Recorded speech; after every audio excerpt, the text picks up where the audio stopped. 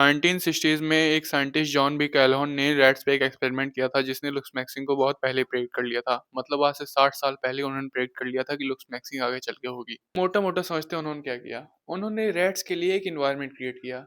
एक ऐसा एनवायरनमेंट जिनमें उन्हें सर्वाइव करने की कोई ज़रूरत ही नहीं थी। उनके लिए हर टाइम खाना था, पानी था, कोई प्रे नहीं थे, मतलब कैट सोर्स नहीं थे। उनको प्लेज़र भी ईज़िली मिल जाता था। मतलब खाना, पानी, सेफ्टी, कम्फर्ट सब एक साथ दे दिया।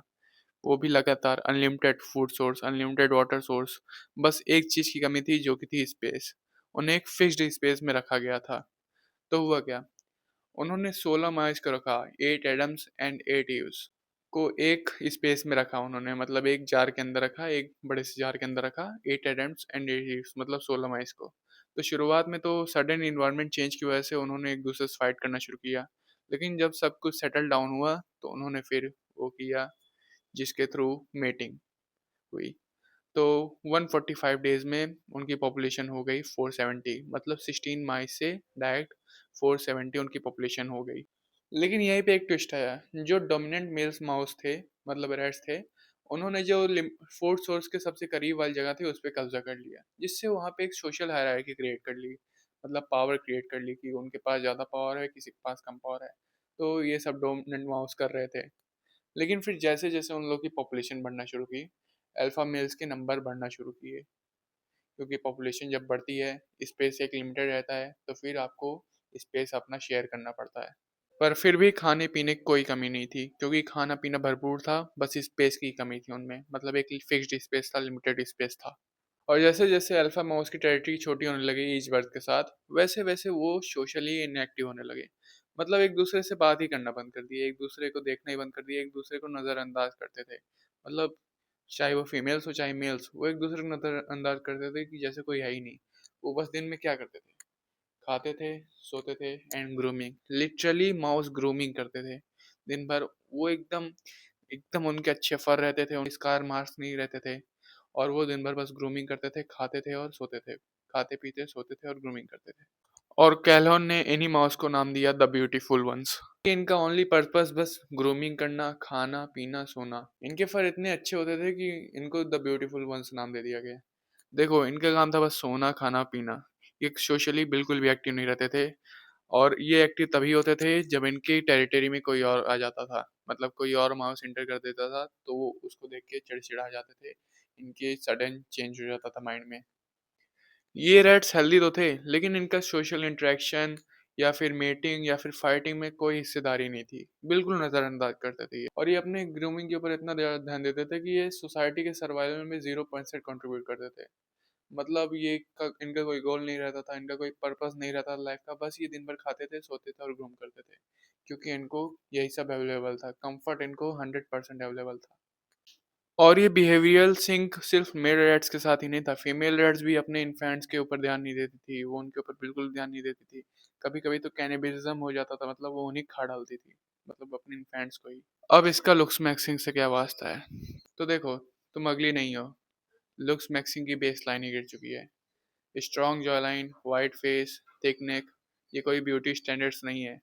ये नेचर के सर्वाइवल इंस्टिंक्ट्स है। ये हमारे ब्रेन के सिग्नल्स हैं, ये नेचर के सिग्नल्स है कि हम लोग सर्वाइवल कर रहे हैं, हम लोग फाइट कर रहे हैं।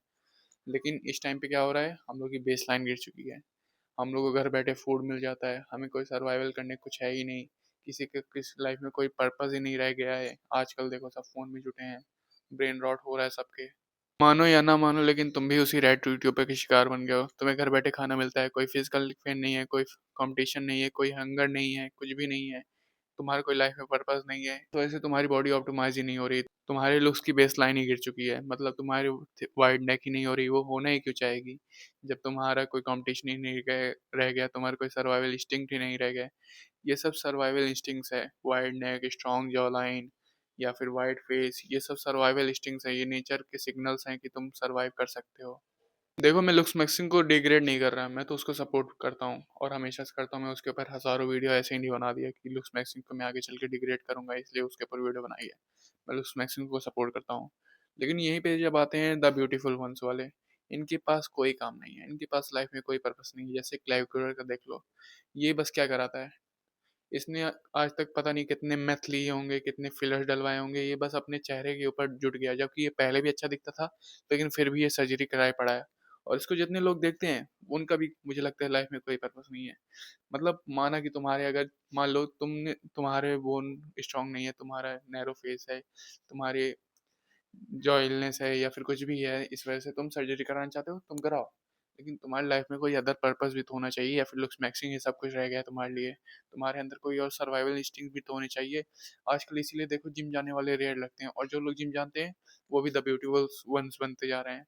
क्या करते हैं वो? उनका कोई लाइफ में पर्पस नहीं रहता। दिन में 2 घंटे जिम जाते हैं, और उसके बाद दिन भर क्या बनाते हैं? डाइट प्लान बनाते हैं अपना। दिन में क्या करते हैं? हर एक चीज को तौलते हैं कि ये 50 ग्राम मैंने ये खाया। मतलब अपने माइक्रोज को इतने ज्यादा दिन भर वही काउंट करते रहते हैं। इनका और कोई अदर लाइफ में कोई पर्पस ही नहीं रह गया। ऐसे ऐसे लोग को मैंने देखा है। और एक क्लैपुलर को तो अगर कोई देखता है तो मैं 100% कहता हूँ, वो बस एक सर्जरी के एक डॉक्टर देख रहा है जो कि उसको प्रिस्क्राइब करेगा कि ये वाली तुम सर्जरी कराओ, ये वाली नहीं।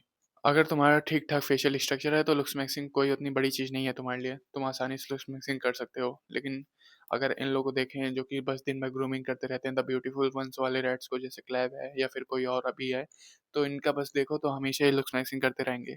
और अभी तुम सोचो कि यहाँ पे आके रुक जाएंगे, कि एक पॉइंट पे रुक जाएंगे कि हाँ अब इनको लगता है कि इनका फेस अब अच्छा हो गया है, एक पॉइंट पे रुक जाएंगे।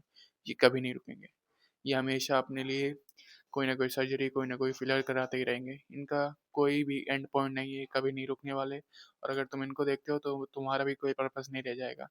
मैं चाहता हूँ तुम लोग स्मैक्सिंग करो, तुम बॉडी बनाओ, तुम सब कुछ करो, लेकिन तुम्हें कोई और पर्पस भी होना चाहिए। तुम्हारे घर में सर्वाइवल के लिए कुछ होना चाहिए। अभी तुम्हारे घर वाले कमा रहे हैं, लेकिन आगे चल के तुम क्या करोगे? इसलिए अगर तुम लोग स्मैक्सिंग कर रहे हो तो साथ ही में कोई पर्पस ढूंढो, कोई अदर वर्क भी ढूंढो, कोई अदर स्किल्स भी सीखो। सिर्फ लोग स्मैक्सिंग में टिके मत रहो। या फिर बॉडी बिल्डिंग कर रहे हो तो दिन भर अपने मैक्रोस को मत काउंट करो। और बॉडी बिल्डिंग तो यार, मतलब मैं कहूँ, अगर जिम जाते हो तो वो तुम्हारी लाइफस्टाइल में ऐड होना चाहिए।